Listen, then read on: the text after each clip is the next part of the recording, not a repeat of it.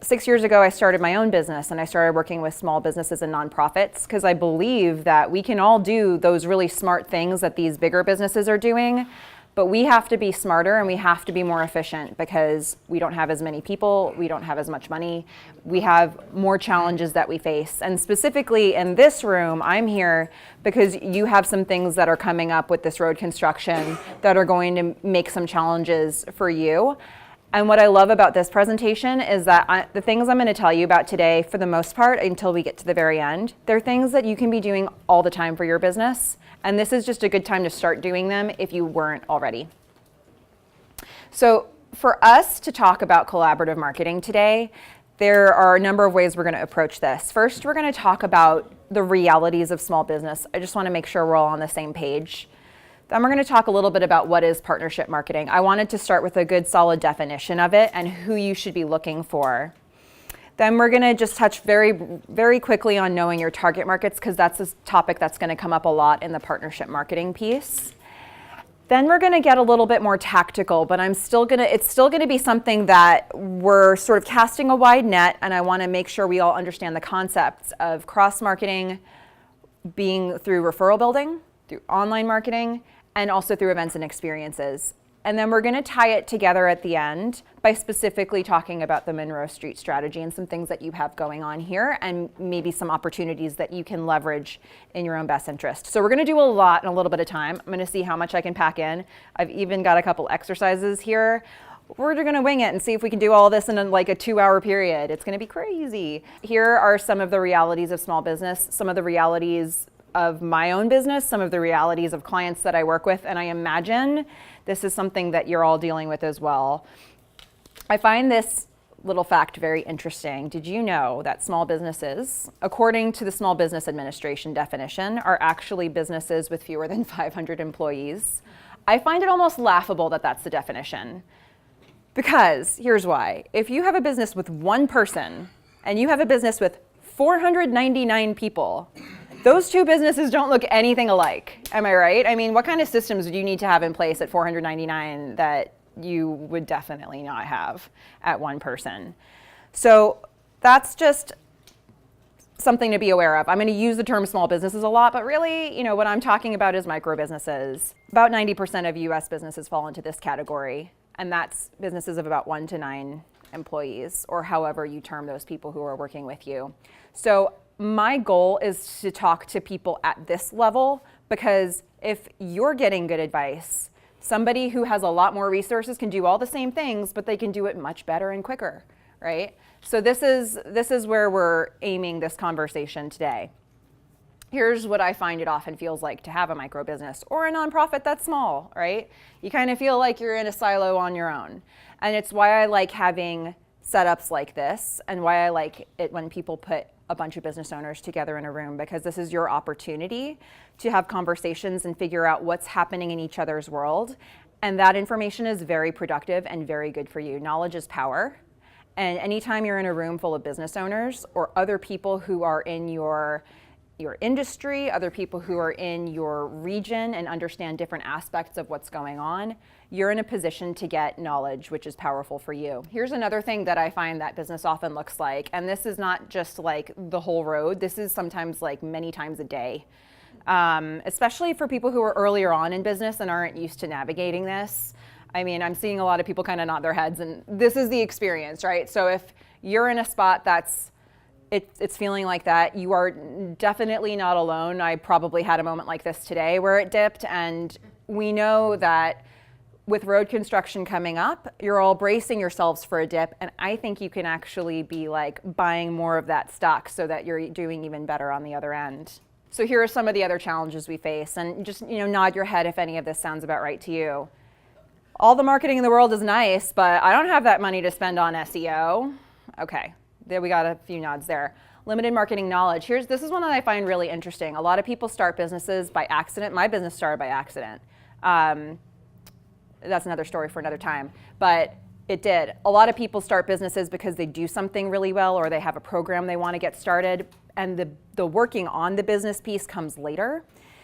We have to backfill all of that education about how to do the business part of the business. And marketing is a piece that people very rarely get a full picture of the information about before they get started. So that's something that we have to fight against. And that's one of the reasons why you're in this room today.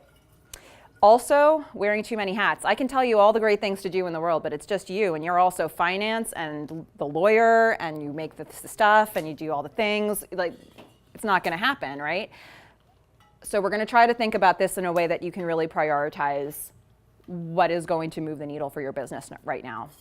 And then the last thing that I notice is that people tend to be, the people that I work with, they're usually trying to meet very specific metrics for success. They are not necessarily trying to win marketing awards. They are trying to they're trying to pay their employees. They're trying to pay their rent. They're trying to fill their theater, full of people, so that they're not performing to an empty stage every night. These are the things that people are trying to do. They come to me and they say, I need to do this.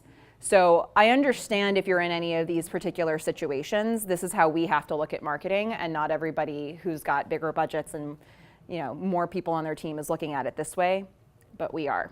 The one additional challenge that you all have that's unique to the people in this room and some of the people who aren't in this room is that you are also going to be dealing with road construction. And I believe that you can be doing things right now that are going to help you not only maintain what you've got, but grow it.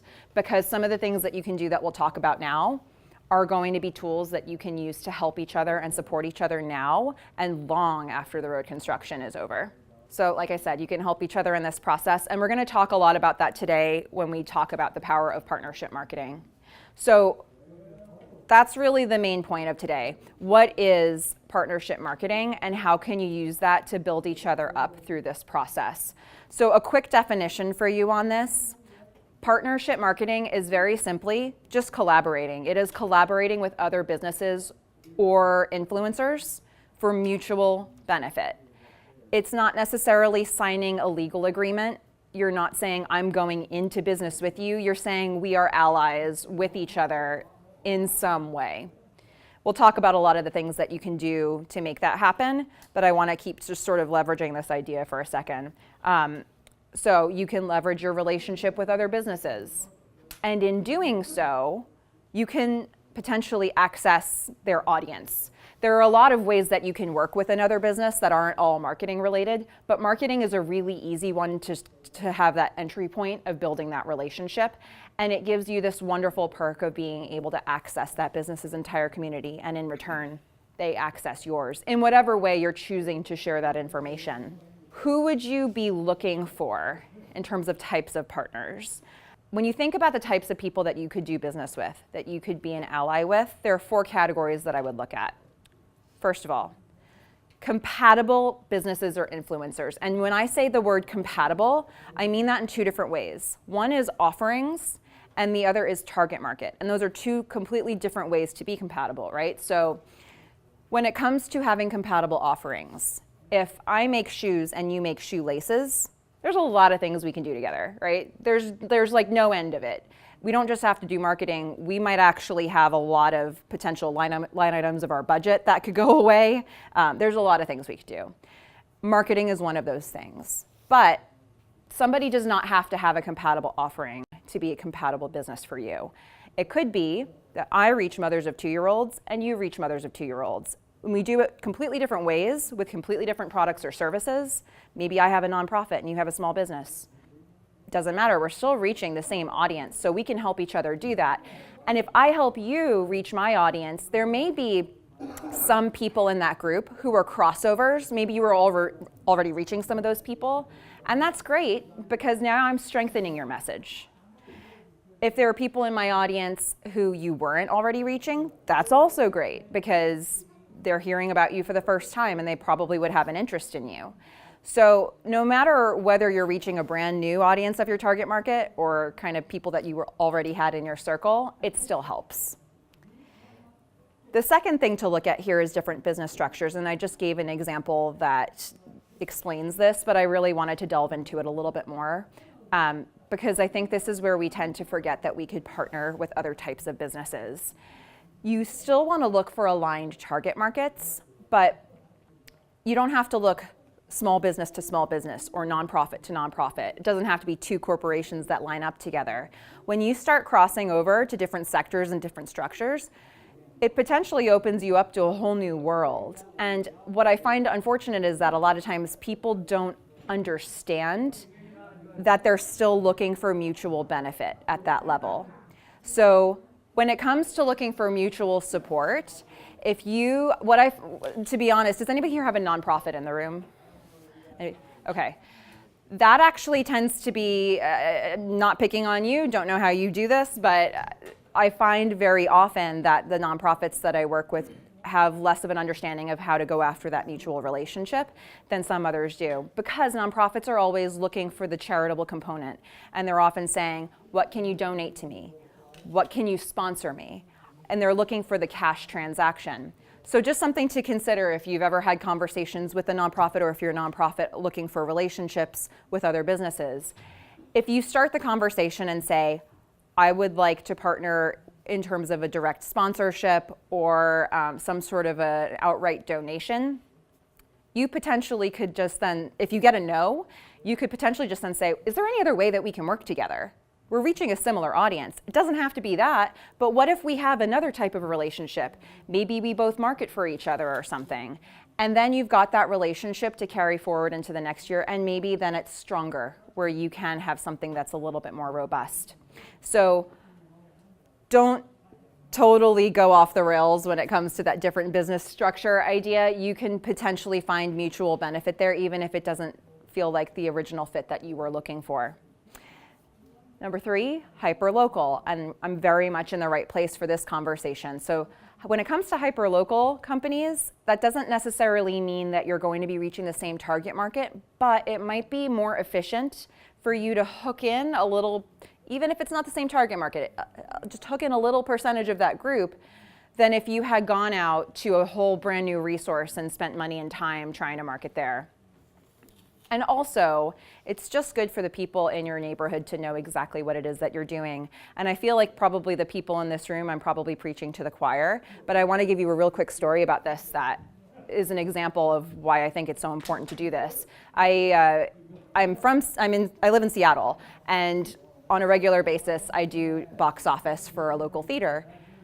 And one day, I'm there just doing box office, and up the stairs walk Mila Kunis and Ashton Kutcher. And I'm thinking to myself, I am the only person in this building right now who knows they're here. And here's what the story can't be. The story can't be, they came to the ticket booth, but they decided not to and they went away. Sorry, guys. Like, I didn't want to have to give them that story, right? So it was on me in that moment to close, and I did it. But I found out later on, like a week later, from somebody else at the theater who had been across the street at an ice cream parlor that night. They had just gone there before they came to the theater. They were ordering their ice cream. It's 2 doors down from the theater. They said, what can we do in Fremont, Seattle on a Friday night? And the person said, you should go one town over. You should visit the Ballard Locks. In the middle of the night, they asked them to go check out a salmon hatchery. And it was like, there's a live comedy show 2 doors down from you. That is a failing of those businesses, that they didn't have a strong enough relationship that you could say, I know exactly what you should do. You're going to love it. I've been to one of those shows. I know you're going to have the best time. And that's just a happy favor that you're giving to every business in your neighborhood. So it's good to hook in the local market, even if it's not always your target market. And then lastly, competitors. And this can be a strange thing to think about. Obviously, you need to take into account the particular people involved and the nature of their personality. But, competitors could be a great source of overflow business. Competitors can give you a different understanding of what's happening in your industry. You can be mentors to each other. And if you have a really big pool of competitors in your industry, it's potentially a way for you to form a mini alliance and hook in, a whole bunch of business from that market. So don't rule it out altogether. For some people, this is a really radical idea, but it doesn't have to be if it's somebody that feels like a good person that you'd want to get into business with. So what do you do to build these strong relationships, right? First, go back to that previous slide. Know exactly who would be the right fit. So, you can even think about the people in this room and think, what does that person do, and does it meet this criteria? And decide if it does, and decide if there's a way that you can do business together. We're going to talk about the how to do business together as we go through this, but the first step is being able to recognize where the opportunities are. So anytime you're in a room full of people who do business, you should be asking yourself, do they meet one of these things? And if so, maybe we need to continue exploring this conversation and find that place where we can be collaborative. But the second part then is, once you've found somebody, propose your common business interests. What is it you're both trying to achieve in this moment? And does that line up? Can you help each other do those things? And then tactically, what kind of support would actually make an impact? If you can define that for each other, then you'll actually know if you can help each other. So if I say, I'm going to do a blurb about your business in my next newsletter, and you say, great, but I don't care about that. That's not going to be something that you're going to want to do a long-term partnership for.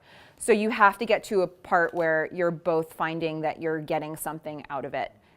And if you do, the time that you spent in the beginning getting to this conclusion, it's only going to just keep building over time. And every time you sit down with each other, it's like, you want to do that thing again? Yeah. And now you're just building on what you've already got.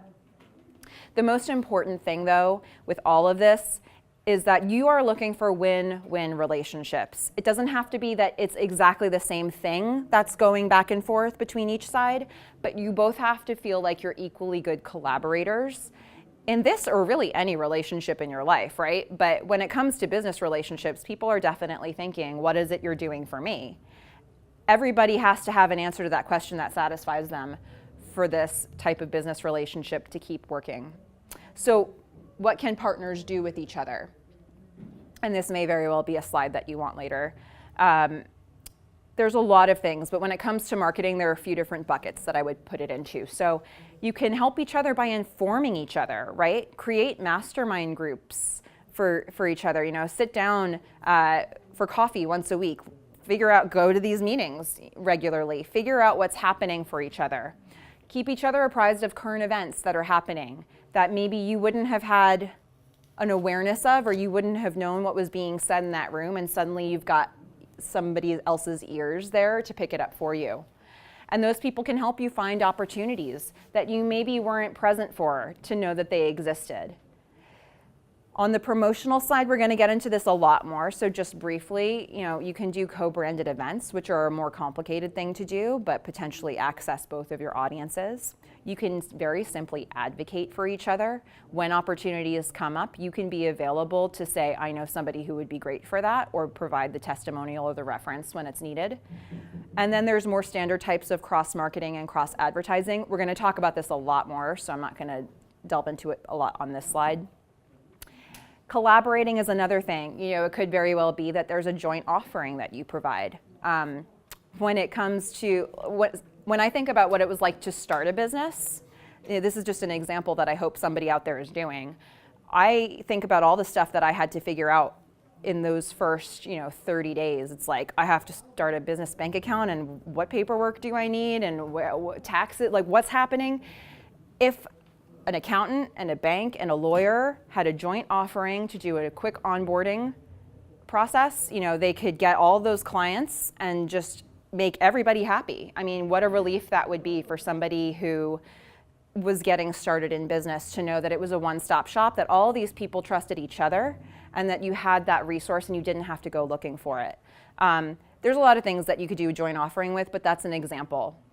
So another one could be shared expenses. If you have similar types of processes for your cost of goods or your labor, and you find that there's a line item on your budgets that's very similar, that may be a place where you can help each other, especially when it comes to marketing, because there's a lot of marketing that you can share.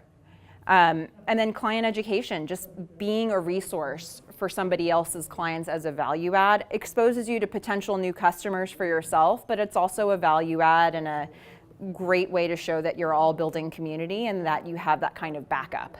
So these are some different things just to get your mind working around this. I'm going to be throwing out a lot of ideas as we go today, so I'm hoping that some of them will stick for you and you'll have somebody in your mind that you can think, that's the thing that I could probably talk to them about. Just briefly, I wanted to touch upon knowing your target markets as well, because I know that word came up a few times there.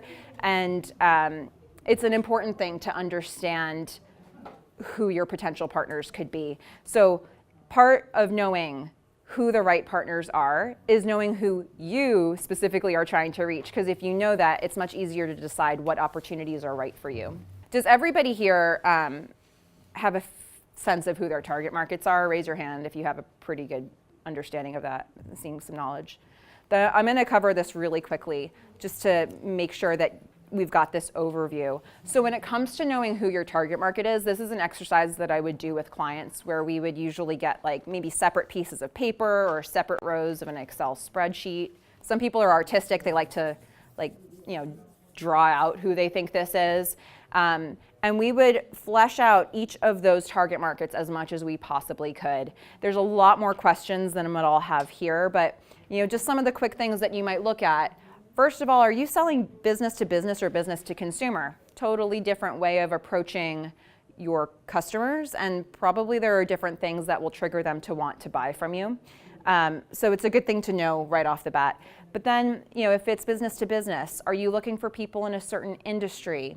Are you looking for people who have a very particular type of mission statement, or companies that have a certain size? Maybe they're the 499 plus category. Is there a specific role at the company that would care about your message? If you're reaching the right company, but you're talking to somebody in accounting, and actually it's the person in human resources who needs your message, you may not actually get across to the person that you want to. They might not even know who to send it to if you're not getting it to the right place. Who is their target market is another good question, because usually if you can tell another business, I'm going to help you reach your target market, it's worth a look to understand why you're telling them that. And then, other aspects of company culture, or, when I say key attributes, let's say you were really you're looking for businesses that are eco-friendly. That's a whole bucket that you can be looking at, and they'll probably have buzzwords like that all over a website.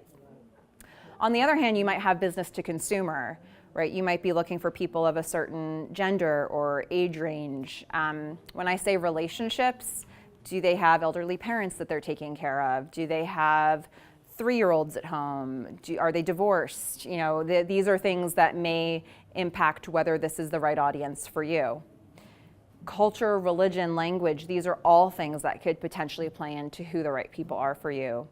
And again, anything else that is a key identifier for that group, like being environmentally conscious, for example, that you would be able to look for people like that and figure out where else they're going.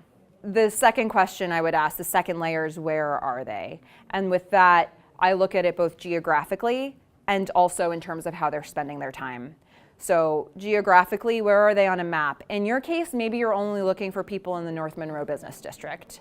Or maybe not. Maybe you have an international market. So you really have to understand that in order to know how widely you need to spread your message. And from there, you need to know how they spend their time. Are they in an office or a school all day? Are they at home? Are they on social media? If so, what platforms are they on and what are they doing? Because just saying on social media is way too broad for any of us to really be able to reach them. Are they going to certain stores? Are they in certain clubs or groups? These are all things that you can be working out for your business to understand who the right partners would be to help you reach them. Now, there was one exercise that we were thinking about doing, and I'm going to skip over this to do something that may be more relevant to you. So, and we'll actually cover introductions maybe in a little bit. But what I wanted to talk about here is, now that you know what types of partners you're actually looking for, what can you do with those people? So, as I pointed out earlier, there's potentially a lot of things. In that example where I make shoes and you make shoelaces, there are things beyond marketing that we can be doing to work together. But for the purposes of a workshop like this, you probably have a lot of opportunities for cross-marketing. It's something that I like to think of as just sort of layering the marketing that you're already doing. Any type of marketing you're already doing, you might be able to do it better if you have somebody else boosting your voice. That's really the way to look at this. So most types of marketing could potentially involve collaboration. When I think of cross-marketing, I think about the fact that it allows you to exponentially increase your reach without exponentially increasing your budget. if I say I'm going to do a blurb about you in my newsletter and you're going to do one about me and yours, and we're both reaching 3,000 people, we just reached 3,000 more people. And we didn't have to spend money on that. We spent a little time. We had to spend enough time to have the conversation and to know that we want to do that. And we had to spend enough time to write it. But if I then did that with you and you and you, if I did that with every single person in this room, that would be really good for my business. And it can be really good for your business too. So it's all about taking what you're already doing and boosting each other's frequency with it. So this next one, so I just literally just put words on a page, as many ideas as I could think of for promotions. And this is meant to be sort of a word cloud that you look at later to just get some ideas on what are the things that I'm doing right now or that I could be doing that could involve partnership in some way. Marketing is not just one thing. Marketing is any way that you're getting in front of your target market and getting your message out there. So how can you do that plus have somebody else support you? So this falls into categories like what directories can you be in or create, what types of short-term campaigns can you run that you can leverage information. And I would actually say that road construction is a campaign that you can leverage. And there are a lot of ways that you can do that. And I think maybe we look at that as an idea when you get to the events section at the end. Publications, what publications out there exist and how can you work with other people to get into them and make it more affordable for you. Gifting, how do you acknowledge people for the various things that they could be acknowledged for and also recognize each other at the same time. Community outreach, how can you create goodwill within your community but also create those relationships between each other. There's also a whole category around consulting because chances are we need each other's services very often. Events, and we'll look at that a little bit later, but just that is could be online, it could be live, there could be a lot, and there's so many opportunities when you do an event to pull in other voices. And then meeting logistics. Anytime you're holding a meeting, I mean, we've got food here, we've got somebody recording, there's all different aspects. We're in this venue. There's so many different things that need to happen. And you get to think about who's meeting and how do I get in front of them. So again, this is one of the many slides that you can get if I know that I have your email. So we're going to talk about a few specific tactics, and I just want you to be aware that they're all coming from this. So this is a free ebook, and it outlines 10 different types of marketing that you could do on a tight budget. Some of them have a little bit of budget, and some of them have none whatsoever. So I'm pulling 3 things from that. But if you are at a point in your business where you are just frankly not sure what the next step is, there are next steps for you still, and these are some of them. Referral building. Let's get into a little bit of that. Referral building is an interesting one. Who here wants more word of mouth for their business or likes the idea of it in general? Okay. That tends to be the answer, right? I've heard a lot of people say, I think word of mouth is the best form of marketing. And it is, it's fun and it's nice, except it shouldn't be because you're feeling too lazy to market your own business, right? That's not the solution. Everybody else doesn't have to market your business and you get to sit back and just wait for the people to come in. Referral marketing is something that you can actually generate. And at a time like this, you might be especially interested to do that, right? The thing I want to get across here is that you don't have to wait for word of mouth marketing to come to you. You can initiate it and probably should if you want it to work for your business. Everybody in your community can be a part of sharing your story, but they have to know what your story is. So the first thing to know about this is if you want the right word of mouth to be going around about you, you have to be clear about what message needs to be going out about your business. Step 1 is controlling the message and knowing how to frame it. So a quick example, when I was working major international sport events, I tended to have really long, cumbersome job titles. So one of them was Deputy Manager of Venue Press Operations for the Vancouver Organizing Committee for the Olympic Winter Games. It fit on a business card, but like just barely. It was, we didn't want to pay by the letter for that one. And I found that, so people in that world, if I said what I did, they knew exactly what job I did and who I did it for and what I did all day long. Outside of that world, it was a jumble of words that I guarantee you could not repeat back to me right now, right? And nobody could, and that's a problem, because then I would go visit a friend or a family member and they'd introduce me to somebody and they'd say, here's Melissa, and they'd fill in the blank with something wrong. 100% of the time it was wrong. Sometimes it was obscenely wrong and it was laughably wrong, and sometimes people would be interested in the wrong thing they just said, and I thought, why are they interested? I'm gonna have to correct them now. Or maybe maybe that was the right person and now they think I do something else. I don't know what this person thinks I do, but we're just saying words now, aren't we? And it really made me think about what that means when you're letting that control your business, right? The point here, people don't remember a whole lot of words you give them. You have to create a pattern in their brain if you're gonna get that across. We can't just assume that everybody out there knows exactly what we do and what we want. We have to be clear about it, and we have to be clear about it in as few words as we possibly can, because they've got like 4 to 7 keywords they can remember and then it's gone, right? So what you do is you create a controlled message for your business name, and again, like 4 to 7 keywords. You might have the most beautiful mission statement in the entire world written on your website that you sweated over for nights on end. Doesn't matter if they don't remember it, right? Keep it on your website. That's great and beautiful and wonderful, and somebody's gonna spend time looking at it and appreciate it. But in a conversation where you're trying to get somebody to remember it, that's just not gonna work, right? If you've got 10 minutes with somebody, tell them everything you wanna tell them, but pepper in this controlled message over and over again, because the more they hear it, the more likely they're gonna be to repeat it back to somebody else later. So when it comes to having a controlled message for your business, it's something that I urge you to do if you think that word of mouth is something that is going to make the difference. You want to be a catalyst for it. You can go out there and you can make it happen where you take that message and you put it out into the world among all the people you know. Again, as much as we want to think that people that we know are thinking about us all the time and, I see this person every Tuesday, they must know what I do. They might not. If you haven't told them, they might not. So you really have to be intentional about saying, who are all the people that I know who have never gotten this message before? I'm gonna figure out who they are, I'm gonna figure out how to get this message to them, and now I'm gonna do it. And one of the resources that I'm going to give you after this, if I have your email address, is I have a worksheet that's on my website that normally people pay for, and I'm just giving it to you. And it's gonna help you identify everybody that you know, and then reclassify them, because usually it's like, yeah, I know all these people from basketball, but I'm more comfortable with some people than others. I wouldn't say the same thing to them. So in that case, it helps you actually say, okay, what are the buckets of how close I am to people? And then I will reach out to them in that way. Some people might just get a little bit of information. Some people might get a lot more.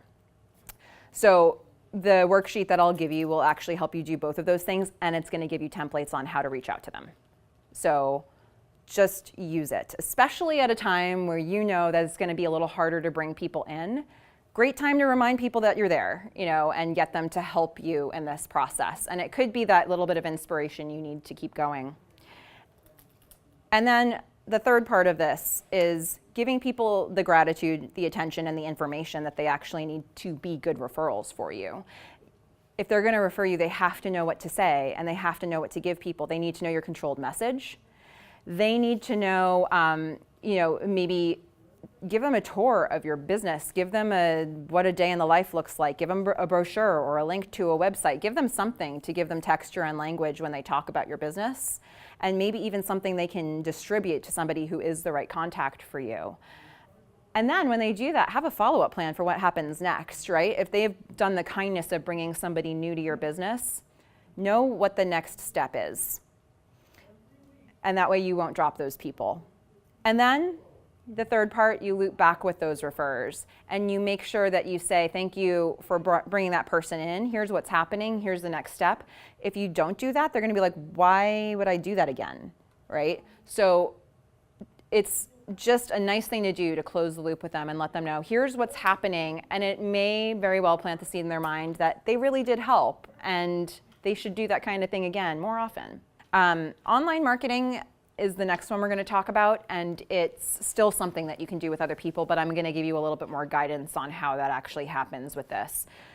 The first thing that I want to say, though, about online marketing is this is like the most important slide that I have in here. Online marketing is a long-term strategy. Who here is doing anything online in terms of marketing? It could be social media, it could be blogs, it could be newsletters. I mean, most of the people in the room have some sort of presence. You may have found that it's not easy. It feels when you start online marketing that like, oh, the whole world is there for me now.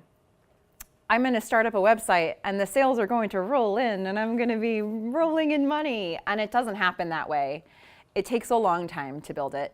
And the more you put into it, the more you put out there in the world, later on, it comes back to you and it's beautiful. But for a while, you're like, what is happening with everything that I'm doing right now? So just to start off any section about this, I think it's worth saying, online marketing is a long-term process and you have to be willing to be patient with the strategy that you're building to see it come to fruition. I have a very particular way of looking at online marketing. I believe that you can do it without spending a ton of money, which is not what the average marketing expert out there seems to be saying. So I believe that there are 3 specific tools that go into that being a really clean, neat, converting strategy: blogs, social media, and newsletters. And actually, so in this room, who here is using social media and on any platform? Okay. Who here is using blogs? Number went down a lot. Who here is using newsletters? Yeah. I did a presentation recently where I actually got, it was a sample size of like 150 people, and 90% of people were using social media and 25% of them had blogs or newsletters. To me, this is like walking into a networking room and saying, "Hi, my name is Melissa," and then leaving. Because it's like you're missing a piece there. You're not actually able to cultivate people and bring them back in. With social media, there's a lot of things that you want to do from there to be able to drive them to other things that will more likely convert them. So for all of you in the room who are doing part of this, but not all of this, I just want you to kind of have an open mind to some of the things that I'm going to say here about some of the pluses of looking at more avenues than that. The goal that I would say we all have with online marketing in general is to use all the tools that you've got to get your audience to click between your content as much as possible, because the longer somebody spends thinking about you, the more likely they are to actually buy something from you or remember you later if somebody else needs that referral. We have a lot of stuff distracting us from moment to moment, and especially on social media, right? There's constant, you might spend 2 seconds looking at something before you scroll down. And that 2 seconds you just spent was somebody's 2 hours making it, right? So when you think about that, it's a little depressing. So when you get somebody's attention, you want to hold it as long as you can. Sometimes we can't hold it on this one thing for that long, so we get them to go here, and then there, and then there, and then there, but they're still thinking about our business the whole time. When I say that these 3 tools are part of an overall strong online marketing plan, this is how I mean it. So I think all of these things have a role. Blogs, their role is to be a magnet for your website. So they are the reason, if you've got a website, you probably don't have much of it changing very often. Your services are your services. Your products are your products. Your about page is your about page. Here's how you contact me. You're probably not updating a whole lot of that very often. The blog is the reason somebody might keep coming to visit you and remembering that you're there and what you can do for them. Blogs are all about how you showcase what you do. It's like teasing people about your business instead of selling the actual products and services. But in teasing them, you are in fact selling, because they're thinking about you long enough that they're getting kind of excited about that. It's like, if, the second Tammy brought those cookies into this room, I was like, they're cookies. It was the smell that made me want the cookie. But had she been selling them, had I been walking past a bakery and I smelled a cookie, they wouldn't have had to have like a cookie picture on the window with a $ next to it. All they needed to do was give me that smell, right? Blogs kind of do that. So it's all about showing people who you are and why you do what you do and how you do what you do and all the things that make you unique and special in how you serve them. So it's a magnet for your site. Social media, I believe, has two different things that it does. One of them is it builds social proof. And that's where partners come in, and we'll talk more about that. Social proof is all about validating that people are listening to you and think you are worthy of listening to. So it could be that there's a lot of people, like just a mass of a lot of people who are listening to you, or it could be that there's one really important person who's listening to you, but all of that is social proof. Social media makes it pretty easy for us to show that because there's just all of this mechanism for us to validate each other. Social media is also really important because of how it allows us to steer people in other directions. People might only spend a couple seconds looking at a post, but if we told them where to go next, which we can do fairly easily, we can get them to go anywhere we want. So it's about sort of drawing that attention, building reputation, and then showing them where to get more. And then newsletters are really where the money is, right? They are how you retain leads, retain customers, and then get people to convert with you later. So that's where you want to warm people. That's how I think of it. It's about making sure they're remembering that you're there for when they need you, letting them know where they can find you and what the next opportunities are, calling them to action when you can. So these are just in general how I would use these types of platforms. Now, from a partnership standpoint, you can be using any of these platforms to help each other. You can drive traffic to each other every step of the way.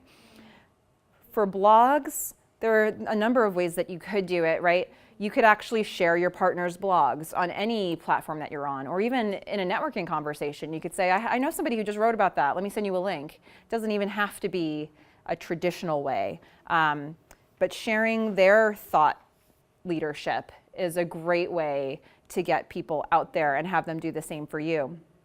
You can also encourage them to do guest posts on your own page, which is really cool because when you do that, their content lives on your website and then they're going to be bringing people to it, right? They're going to be sharing that so that their audience comes to it. Your audience is going to find out about it. Everybody is winning, right? Especially if you have a good relationship, everybody is winning. But the other thing that you could potentially do is a little bit less you having to write content. It's more giving comments on things that they've written. So if you can comment on each other's, it's more social proof where you're showing anybody who wanders onto those blogs or whatever they've written, there are people following this. Also, anything that you link from each other's pages on your own sites, that helps your page ranking. So all of these things that you can do, think to yourself, if we're both online, if there's a business that I've identified that I could work with, I can do any of these things and help them in getting more content of theirs out there, getting more eyes to it, and getting some of their pages to rank better on like Google or Bing. Social media is maybe a little bit more obvious in how you could partner with people. In general, when I think of social media, I think of it as a great way to just generate stories of your business. I think of it as a free PR platform for all of us. We get to control the message that we put out there. But it's also your means of building engagement and your reputation on your page and showing people that not only am I saying great things, but other people care that I'm saying them. Something that you can do with partners is very simply engagement. You can like each other's posts. You can share each other's posts, although there's a little asterisk next to that one because you don't want to dilute your brand and the point of what you're trying to say.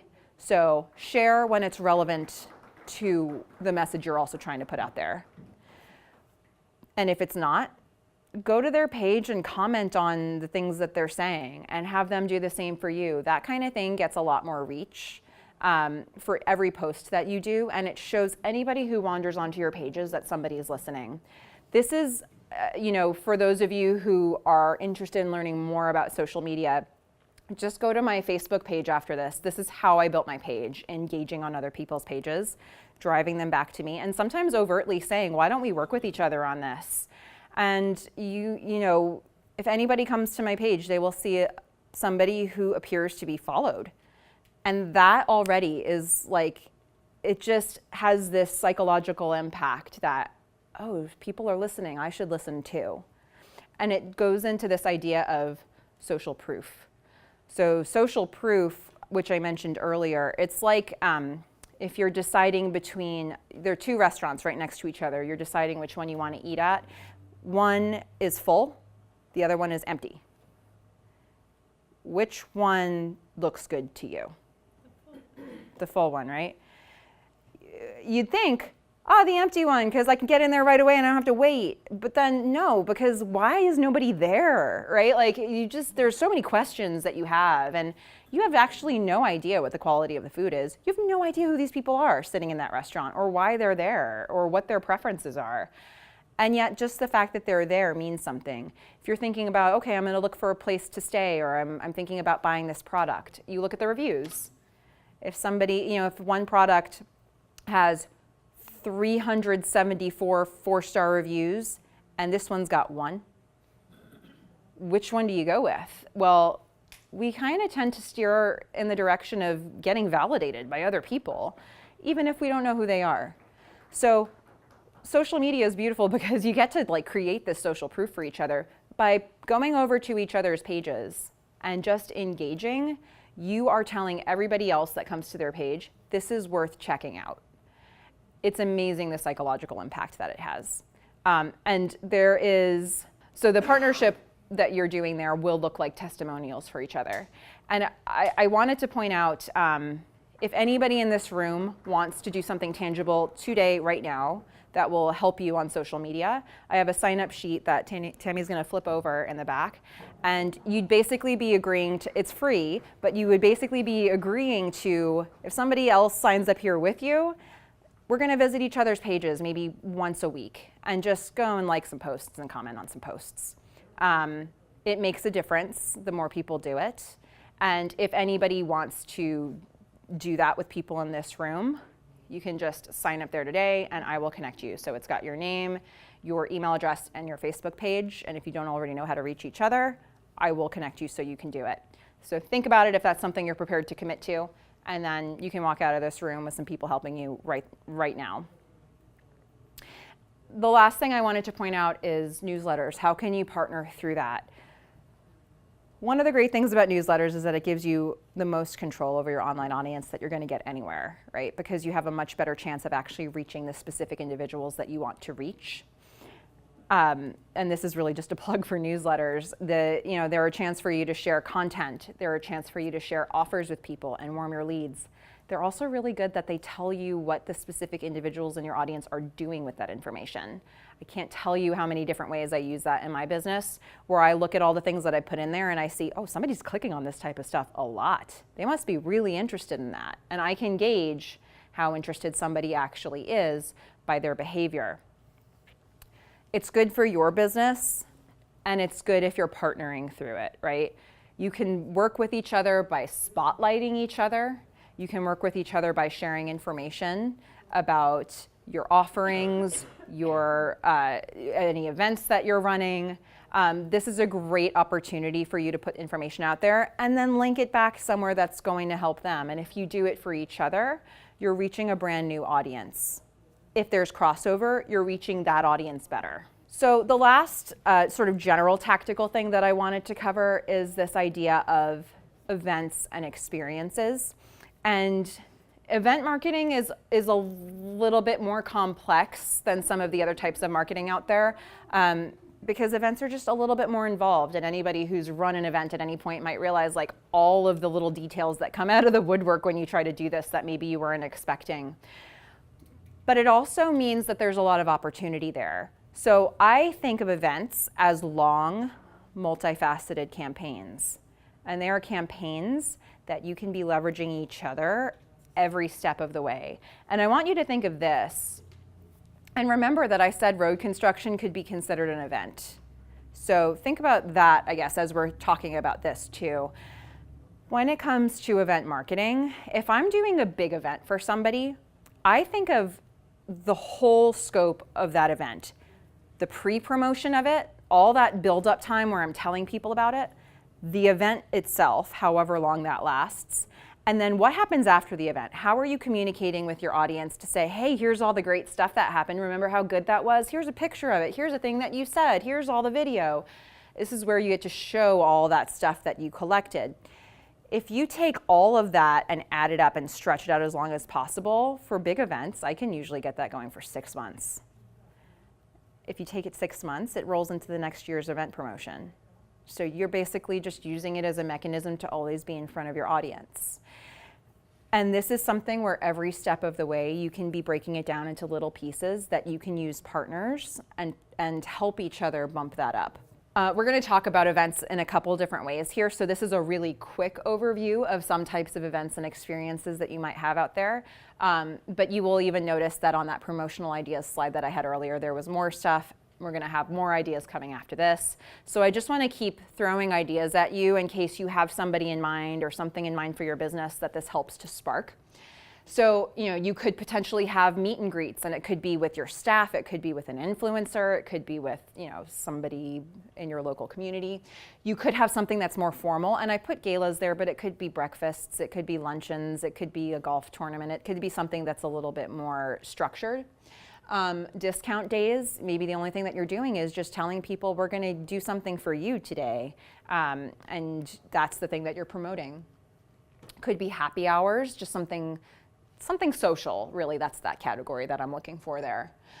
Store crawls. This could be this is an obvious opportunity to partner with people where you're really saying, here are all the places that you're going to go tonight, and this is what's happening.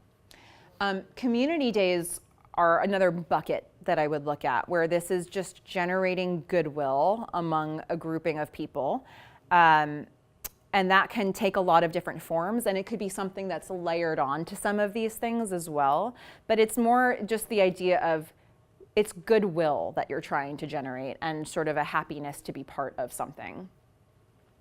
Arts appreciation. A lot of times businesses find a way to partner with artists who have an audience of their own, even if it's not an obvious fit for what's happening there, it's still a venue and you can make it make sense still.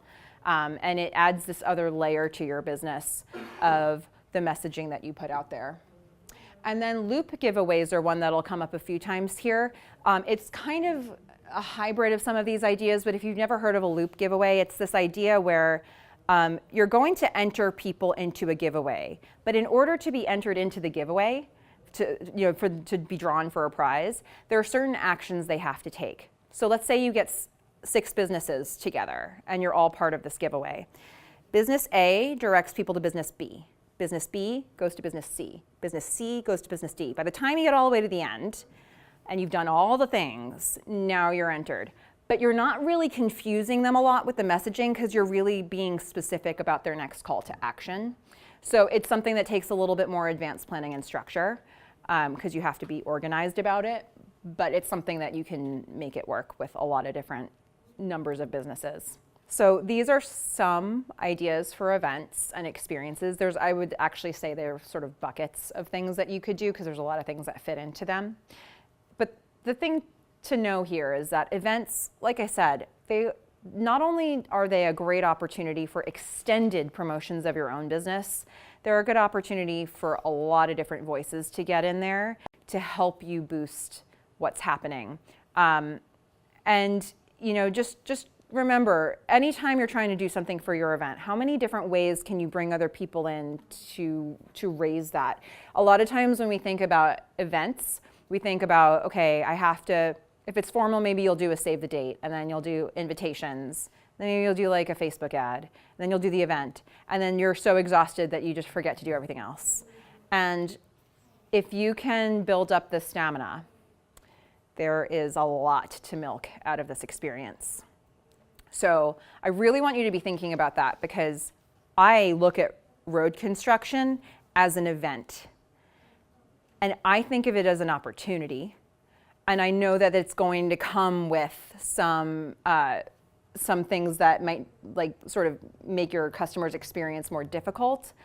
But it's an event and you get to message all throughout that time and you get to do it together.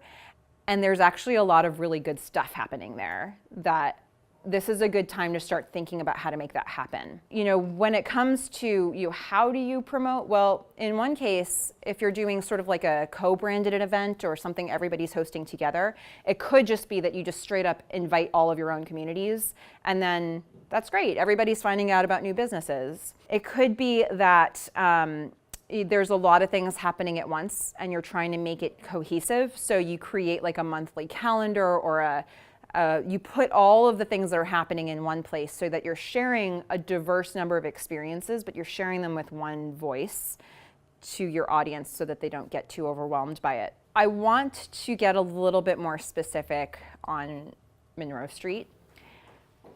And I want to still leverage this idea of all the things we've talked about, but also, how do you layer all of this into the event that is road construction?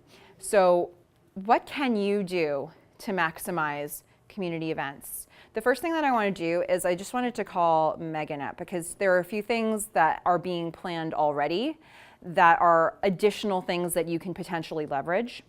A lot of these are still being formalized as far as the fact we just met on the 27th, a great group with a lot of representation in this room about April. But the idea of having an initial weekend event to kick off a campaign theme for the summer ahead with promotions that get people excited about the area and the event of construction without focusing on the word construction, like really making it about, in fact, the theme that came up was Meet Me on Monroe, and having that be a source of energy for businesses and the opportunity to have individual promotions on a set weekend date with perhaps some kind of punch card or some other kind of loop marketing, as you termed it, to get folks to explore in ways maybe they wouldn't have otherwise.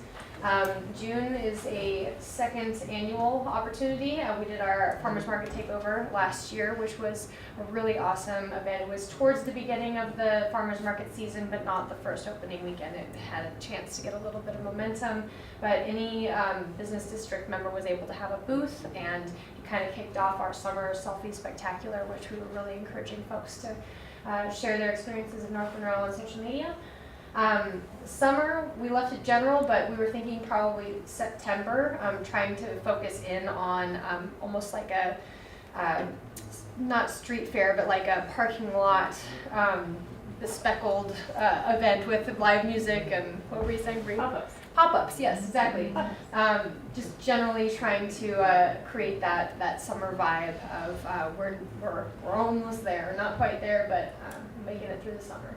And then fall with a TBD date, probably late October, whenever the project itself is at a close, having a ceremonial reopening of some kind.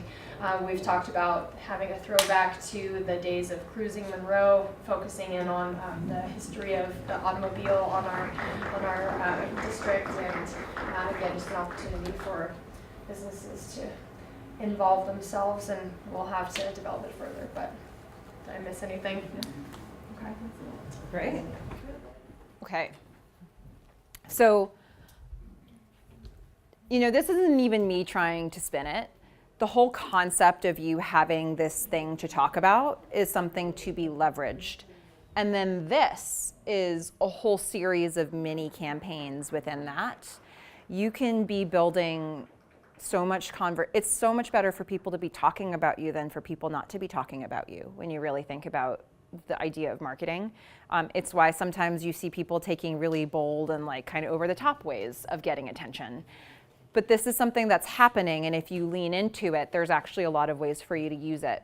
So what I wanted to do now, I've got 2 slides that are going to look similar, and they're going to cover some similar ideas, but I'm starting to brainstorm for you how you might leverage some of these community events that Megan was just talking about. And then I want to go a step back and say, but it's not just about road construction, because you should really be partnering with each other all the time. So how do you leverage every day? As I'm going through this, I want you to be thinking about your own ideas, because then we're going to talk about it. I think this is a really good opportunity for you all to brainstorm together, because I think that you're people who are active in the community. You're here. It means you care about partnering. And so this is a good opportunity to get some ideas out there that maybe become something. So let me just start by talking about, okay, how could you potentially leverage some of these community events? Well, first of all, this idea of creating alliances, I just wanted to make that a consistent presence here. But what can you do with those alliances? So we talked about this idea of loop giveaways. Anytime you're bringing a whole bunch of people to a community event, how can you get mini events happening within that all over the event so that people are coming to it for all kinds of reasons and experiencing everything when they're there? How can you create an actual experience? You know, create a sense of place for your business within the bigger thing that's happening. If you bring in an influencer who's close to your business, if you have a photographer there, or if you have a bouncy house, or if you, I don't know, there's anything that's a little atypical that could be something you could promote, maybe a reason that people come to this thing. And if all of you are doing that for your businesses, you're hooking in more people for the whole project. And it really does help all of you to do that. Another idea that's sort of like the loop giveaway idea, but it's different enough, is passports or scavenger hunts, if you've ever seen it, where you can potentially get rewarded for doing all of these different things, visit all these different businesses and do this thing, and here's what you get. Or a scavenger hunt that could be done with a partner or by yourself, but you're bringing people to other places and telling them to go look for things, and it's something that is an experience within your event. Social media event sharing and tagging, anything that you're seeing that comes up about it, share it from the business district, from each other, from all those little mini experiences that you're creating. Create as much excitement as you possibly can within these community events. Newsletters and website, if you have a newsletter, don't shy away from talking about these things. Tell people what you're dealing with, tell people what to expect, tell people what's coming up, what to get excited about, and community events are something they can get excited about. And you can say the same things on your website so that your regular customers are informed and they know what to expect from you. Discount incentives, draw people into some of these community events, draw them into your space, draw them into your business by offering them something a little bit special. It's another way to create the experience for them. And maybe hook in some of those people in that sort of hyper-local idea of just kind of scoop in a few of those people who maybe you would have actually paid a lot of money through some other advertising method, but now you're just taking people who are already there and you're giving them a little 10% off. Leverage influencers whenever you can. And influencers don't have to be celebrities. They just have to be people who are notable and noteworthy within the community of people that you're trying to reach. It can be somebody who's in your specific business's community. Common hashtags and crowdsourced content is an interesting one as well. There are a couple different ways to use hashtags. So one of them could be that you're just reaching a brand new audience for the first time just hearing about you. And the other is to take an existing community of people who are experiencing something together and give them another way to experience it. So with the first one, I'm just gonna give you sort of practical examples of this. So like for mine, if I, after this presentation was over, said, oh, I had a great time talking to this group in Spokane today, #marketing, that would be hooking in people who were looking up marketing. Even if they weren't looking for me, they could find me, and hopefully I write something better than that, but it would give them exposure to me through this thing they were looking up. But the other side of this is really interesting. I've seen a lot of podcasts, for example, that use this idea of creating a hashtag. They'll do like an hour-long podcast, and then they'll say, okay, listeners, what should our hashtag be for this one? And they'll solicit ideas for the hashtag of that podcast from the group. And then people will recommend some things, and then they'll pick one. And there's a podcast that I follow where they do this, and one day I actually looked up how many people were using it, and I was blown away.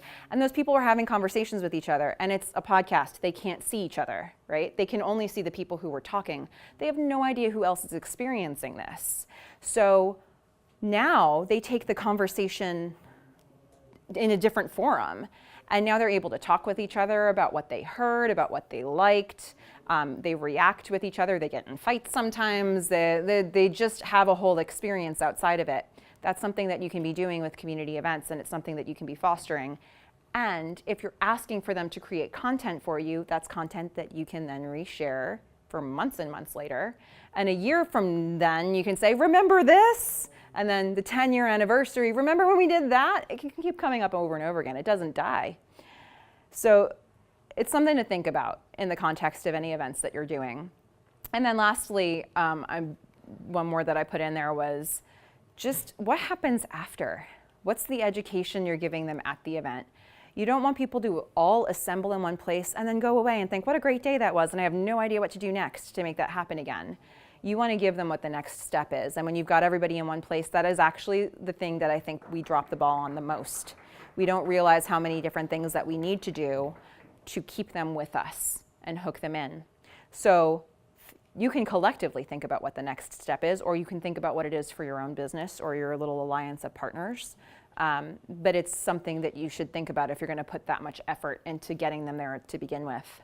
But what about every day? Because I'm telling you, like, we're talking about it in the framework of road construction, but if you start leveraging partners for every single type of thing that you're doing, your business is going to look very different in a couple years in a great way. So how do you leverage every day? The top line I've kept the same because I just really want to hit home that there are so many ways to do this. But now let's look at what happens throughout the whole road construction process, not just one day. Information sharing. How can you be keeping information circulating in all the areas it needs to go? You don't want to hide from something like this. Ultimately, good things are going to result from this project. Tell people about that. Tell people, be honest about what to expect, when things are going to be closed, when they're going to have certain experiences, but be humorous and be generous about how you manage that process for them. I know you're going to see a little bit of this, but you're also going to see this, and then show them that you're making the best of what you've got. Plus, there's all this great stuff that's going to happen after. If we hide from it, we lose all of the opportunity for momentum, as weird as that sounds. So you can share information and you can share each other's information. Social media updates is one place you can do that. Anytime somebody is posting about what they're experiencing or what they're doing or what they're up to, whether it's during the time of this construction project or not, it's still something that shows that you're active in the community and it's helping you to build that reach on your page. Website updates, you can be putting all the information for your customers about what they're going to experience and all the great things that are happening in your community all the time. This is kind of an interesting one that I was thinking about for specifically the road construction project, because my understanding is that it's going to happen segment by segment. So people will be affected at different times. And I actually think that's kind of an interesting thing to leverage. If you were to create partnerships with businesses in different segments, you can support each other through that. So it might be that when you know that this business over here in my little mini alliance is about to go through maybe a little bit of a dip, what can I share about them that's going to get people interested in them? Here's a spotlight on the owner. Here's a spotlight on something they're doing, their mission, a great product that they have. Here's just something that's going to make you feel really good about this business. And now this whole alliance of partners is spotlighting that to help draw people's attention over at a time when they might have had a dip. You can also do that kind of thing in a newsletter update. I was also thinking about, what if you were intentional about having a promotion that runs for your business during a time when you know that construction is going to be happening in your area and all of your partners helped to share that. It's incentivizing people to come over. And they're going to do the same thing for you and you're going to do the same thing for them. So everybody's going to get this. And it's just a matter of sort of, highlighting the great things that people are doing to meet the challenges that you have. And then engaging with each other on social media. Anytime that you're putting anything out there, whether it's construction or related or not, just to really be able to put that voice out there and boost each other's profile and say, I'm listening to you and so should everybody else. Of all of the many things that I've just thrown on a slide here, because there's been a lot of random different promotional ideas and partnership ideas, what sparked for you? What are you already doing now? How are you thinking about how to tweak it? This is a good opportunity for anybody to share what happens next. Hi everyone, and if you want to learn more about how you can market your business, especially in the North Monroe Business District during this time of road construction, I'd love to talk with you about that, and there's a lot of resources that I can get you. So if you couldn't be here today, find a way to contact me. You can either go to my Facebook page, that's Melissa Forziat Events. You can go directly to my website, that's melissaforziatevents.com. And if you email me, I'll spell it out for you here. It's MELISSA at MELISSAFORZIAT events.com. And I'd be happy to answer your questions and point you in the right direction.